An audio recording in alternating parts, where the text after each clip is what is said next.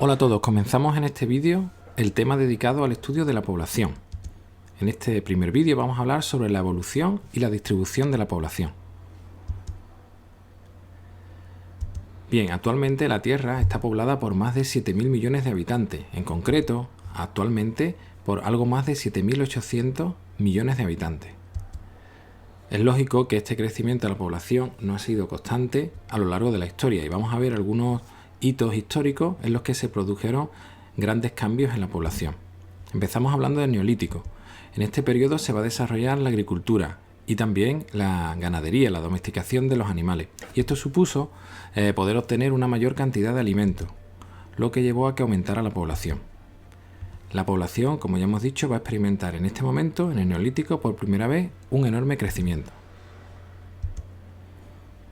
Saltamos hacia la edad contemporánea y en el siglo XIX, gracias a los avances sanitarios por un lado, como por ejemplo la aparición y el descubrimiento de vacunas, nuevas medicinas, mejor higiene, hicieron que hubiera una mortalidad más baja, pero además también se produjo un desarrollo económico en la mayoría de los países que hizo que aumentara, contribuyó al crecimiento de la población.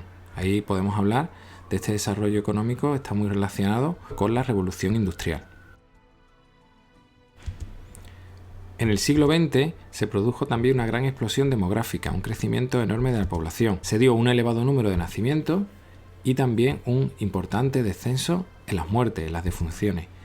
La población mundial en ese periodo se va a llegar a duplicar cada 25 años.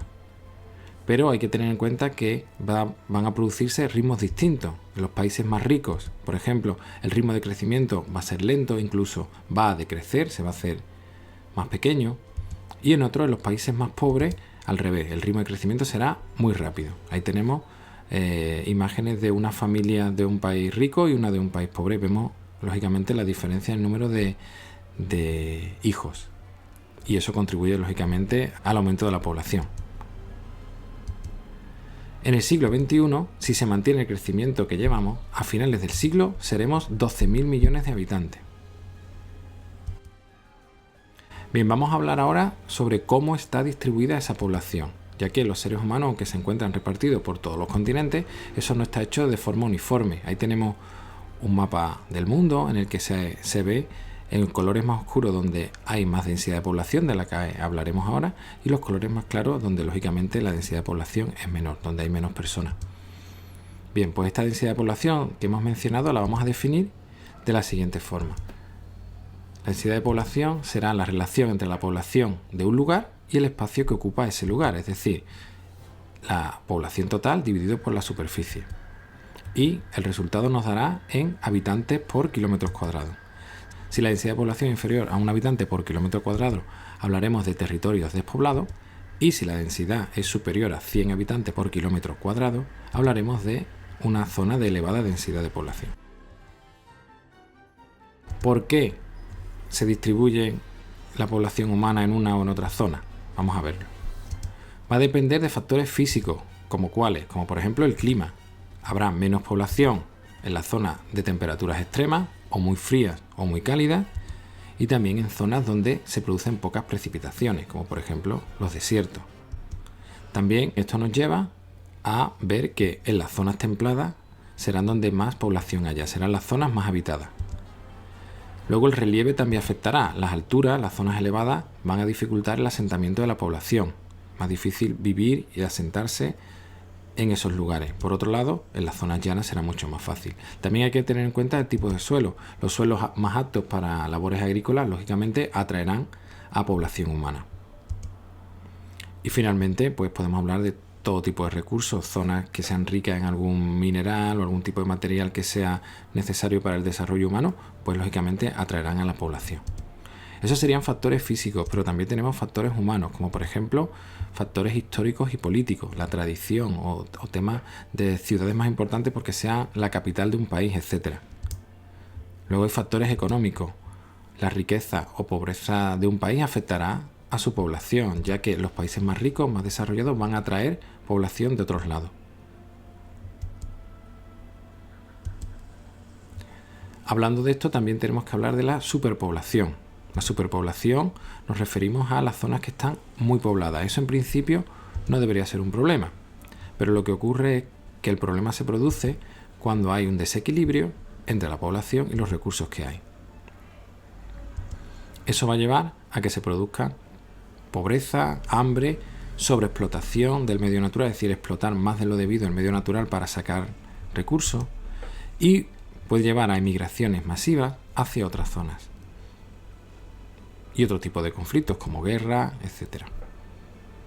Y lógicamente esto va a ser un grave problema para la zona en la que se produce. Es importante reseñar que en el 2016 el 1% de la población mundial era el dueño de la mitad de la riqueza del planeta. Eso, si vemos este gráfico, vemos que en la parte superior, que serían las personas con más de $1 millón, que son 34 millones de personas, serían ese tipo de personas las que su riqueza supera el $1 millón, controlan el 45,2% de la riqueza.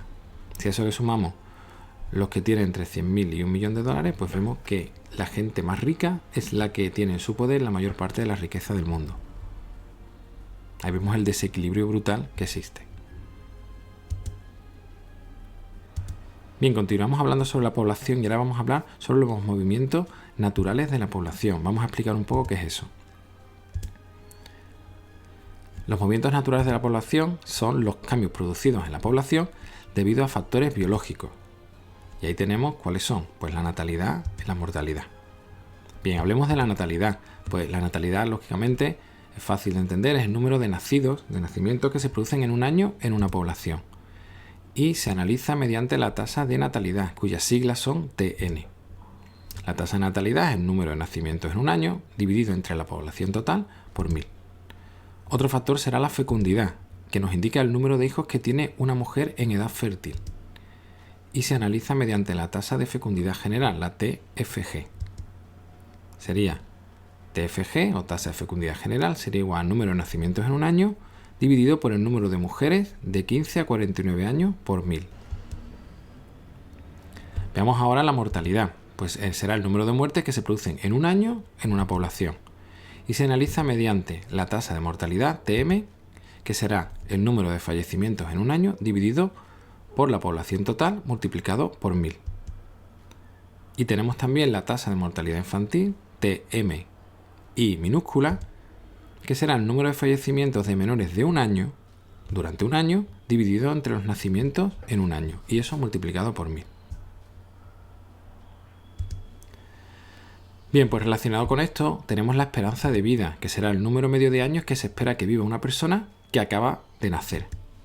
Y la esperanza de vida es mayor en los países ricos y lógicamente menor en los países menos ricos. Y también es interesante que la esperanza de vida es superior entre la población femenina. Bien, volvemos a lo que estábamos hablando. Vamos a hablar ahora del crecimiento natural, que será la diferencia entre el número de nacidos y las defunciones. Es lo que llamamos el crecimiento natural o CN. También se llama crecimiento vegetativo. Y puede ser positivo, es decir, si hay más nacimientos que defunciones, será un crecimiento natural mayor que 0,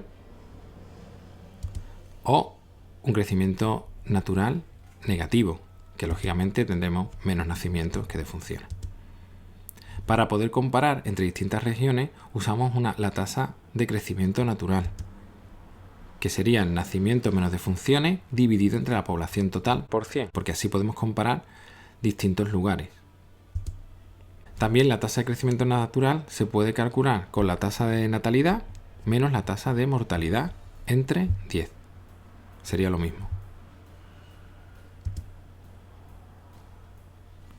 Bien, vamos a hablar ahora del modelo de transición demográfica. Esto sirve para explicar la evolución de la población a lo largo del tiempo. Y ahora lo veremos.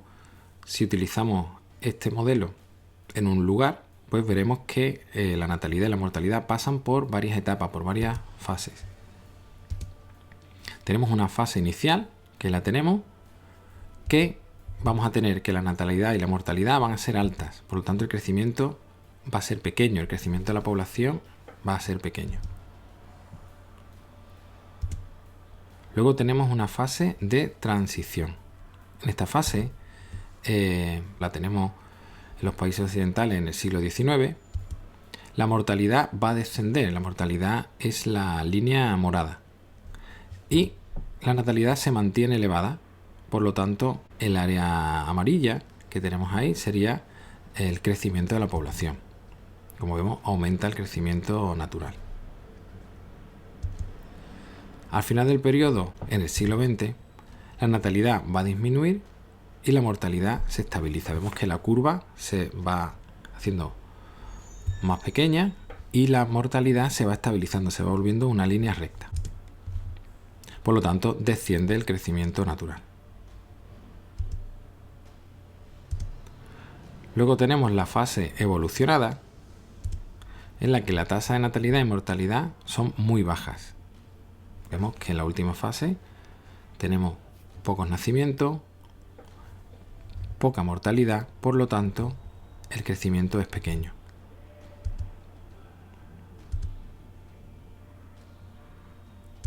Y finalmente tenemos la fase de regresión, en la que la tasa de natalidad, vemos, está por debajo de la de mortalidad. Por lo tanto, tenemos un crecimiento negativo. Vemos, en amarillo tenemos los crecimientos positivos y en azul, en celeste, tenemos los crecimientos negativos. Lógicamente, todos los países no han seguido este modelo de la misma forma. Algunos, como por ejemplo los países industrializados, están ahora mismo en la fase de regresión y los países en vías de desarrollo pues van a estar en la fase de transición. Bien, pues hasta aquí este vídeo, espero que os haya parecido interesante y gracias por verlo.